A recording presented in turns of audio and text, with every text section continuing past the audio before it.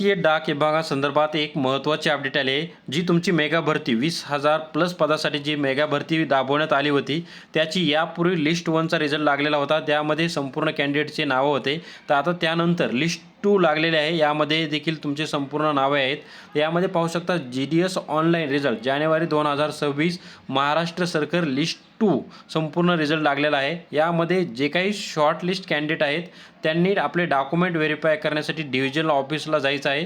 Which they are selected before the 27/4/2026 म्हणजे 27/4/2026 पूर्वी तुम्हाला डॉक्युमेंट व्हेरिफिकेशनसाठी जायचं आहे. त्यानंतर तुम्हाला येताना candidate should be report with original आणि 2 सेट फोटो कॉपीज तुम्हाला ऑल रिलेव्हंट डॉक्युमेंटचे घेऊन जायचे आहेत.